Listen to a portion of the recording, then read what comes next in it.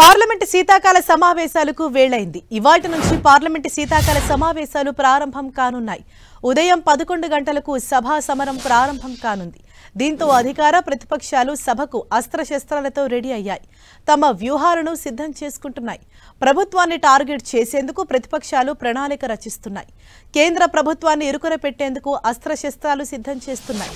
దేశంలో hot topic గా ఉన్న అంశాలను ఎజెండాగా తీసుకుంటున్నాయి. ఈ నెల 19 వరకు పార్లమెంటు సమావేశాలు కొనసాగనున్నాయి.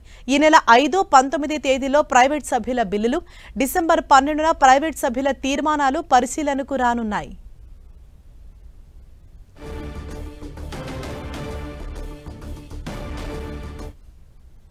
రైట్, ఇదే విషయంపై మరింత సమాచారం మా ప్రతినిధి గోపి మనకు అందిస్తారు. గోపి, ఈసారి జరగబోయే పార్లమెంట్ సమావేశాల్లో ఏ అజెండాలతో కేంద్ర ప్రభుత్వం సిద్ధంగా ఉంది, అలాగే విపక్షాలు ఎటువంటి అంశాలు లేవనెత్తేందుకు సిద్ధమవుతున్నాయి?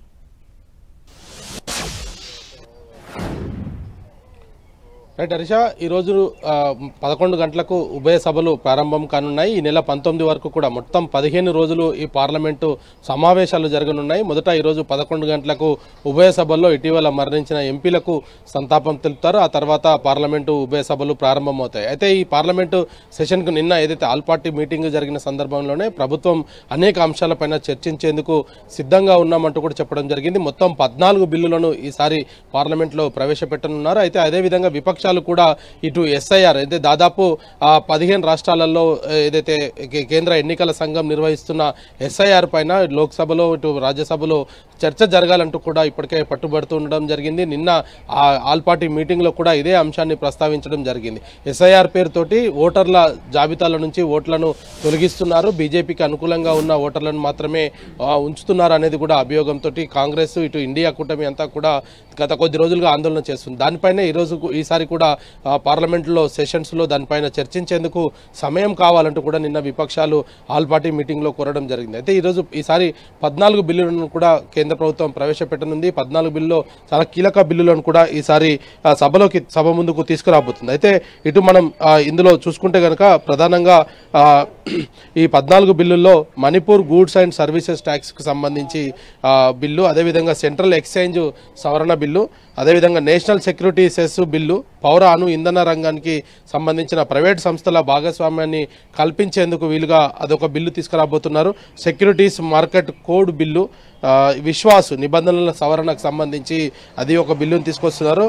దివాలా కోడ్ సవరణ బిల్లును, పారదర్శకంగా భూసేకరణ కోసం జాతీయ రహదారులకు సంబంధించిన బిల్లును తీసుకొస్తున్నారు. కంపెనీల చట్టం సవరించడానికి కార్పొరేట్ చట్టాల సవరణ బిల్లులు. ఈ బిల్లులు ప్రధానంగా ఈ 14 బిల్లుల్లో ప్రధానమైన బిల్స్ అని చెప్పుకోవచ్చు. అదేవిధంగా ఇటీవల ఏదైతే చండీగఢ్ కేంద్రపాలిత ప్రాంతానికి రాష్ట్రపతి నేరుగా నిబంధనలు జారీ చేసే అధికారాన్ని కల్పించే బిల్లును కూడా ప్రభుత్వం విరమించుకోవడం జరిగింది. దానిపైన కూడా ఈసారి ఆ బిల్లును కూడా తీసుకొస్తున్నారు. అయితే ఇటు బీఏసీలో కూడా ప్రతిపక్షాలు ఎస్ఐఆర్ పైనే ప్రధానంగా మాట్లాడడం జరిగింది.